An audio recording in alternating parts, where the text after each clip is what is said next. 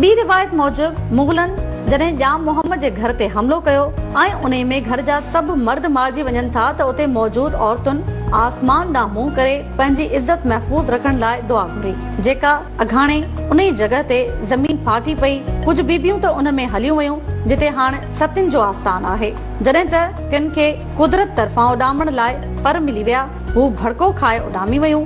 बीबी भराई उन ई दड़े ते लथी जंहिं जॻह ते बाद में उन जी क़बर ठाही वई।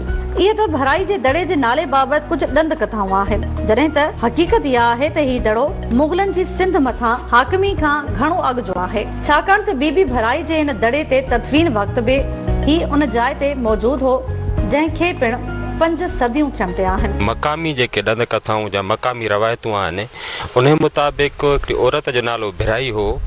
इहा अटिकल 1592 धारे जी ॻाल्हि आहे, जॾहिं अब्दुर्रहीम खाना जेको अकबर जो ख़ासि वज़ीर आहे उहो सिंध में अचे थो ऐं सिंध फ़तेह करे थो, त हीउ इलाइक़ो ख़ुदि जेको आहे हिकिड़ो मज़ामत जो अलामत मज़ामत जो इश्तिहार बणिजी वियो। ऐं हिन इलाइक़े में हाणे हिन दड़े जे बिल्कुलु साम्हूं जेको आहे तक़रीबन 2 कोहनि जे मुफ़ासिले ते हिकिड़ो ॿियो दड़ो बि आहे जेको जंहिंजे नाले इहे रवायतूं आहिनि त उहो कंहिं ज़माने में दाऊदपुर या साहिती परगिणे में जेके सहता बादशाह हुआ उन्हनि जे गादीअ जो हंधु हो ऐं ॼाम मोहम्मद उन ज़माने में हितां जो बादशाह हो। पोइ उहो विढ़ियो आहे, उहो मारिजी वियो आहे। उन खां पोइ उनजो धीअरूं जेके आहिनि सोन सारा आहे, उनजो क़ब्रिस्तान वरी दलीपुटा खां दड़े खां 3 कोह परे आहे। ॿियो भाइती आहे जेका ठारूशाह जे भरिसां ई आहे। ॿी इहा बि उनजी धीउ आहे भिराई, जेके औरतूं बि विढ़ियूं आहिनि ऐं इहा औरत इन जॻह ते विढ़ी आहे। पोइ मक़ामी माण्हुनि इन दड़े ते इन खे दफ़न करे छॾियो आहे। हाणे हिकिड़ी ॻाल्हि तय आहे त इहो दड़ो जेको आहे 100 साल पुराणो कोन्हे पर 1000 साल पुराणो आहे, छाकाणि त 1592 खां पोइ 10-12 सालनि जे अंदरि जंग लॻी आहे जंहिंमें इहा औरत शहीद थी आहे ऐं इन जो क़ब्रिस्तान बि इते ई आहे, इते ई इन जी क़ब्र बि उते आहे। ऐं हिकिड़ो ई गुमान बि आहे त इन जंग में जेके ॿिए माण्हू मारिजी विया आहिनि उन्हनि खे भई क़ब्रिस्तान जी शुरात तॾहिं खां ई थी आहे। ॿिए कुझु रवायतूं आहिनि जेके मक़ामी माण्हू बयानु कनि था, जंहिंमें को मानी घुरण जो मसइलो आहे ऐं उन खां पोइ मानी नथी मिले, को फ़क़ीर बददुआ ॾिए थो। खैर हाणे उहे सभु ॾंद कथाऊं आहिनि जंहिं ते पाण घटि में घटि बिले कोन था कयूं। बाक़ी हाणे इहो आहे त इहा जेका भिराई आहे ऐं जंहिंजे नाले सां इहो दड़ो मनसूब कयो थो वञे, इहा भिराई जेका या मोहम्मद सैते जी धीउ हुई जेका मुग़लनि ख़िलाफ़ विढ़ंदे इते ई शहीद थी वई आहे, इते ई मारिजी वई आहे। पोइ मक़ामी माण्हुनि खणी हिनखे इते ई दफ़नाए छॾियो आहे।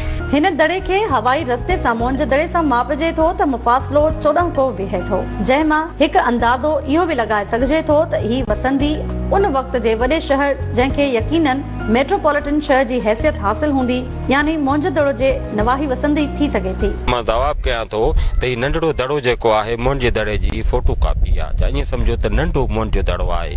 जीअं मुंहिंजे दड़े में स्टोपा मिले थो अहिड़े नमूने सां हिन जे विच ते बि बिल्कुलु स्टोपा मिले थो, जेको बुद्ध धर्म जी जेका निशानी आहे उन बुद्ध धर्म जेका इबादत कई वेंदी।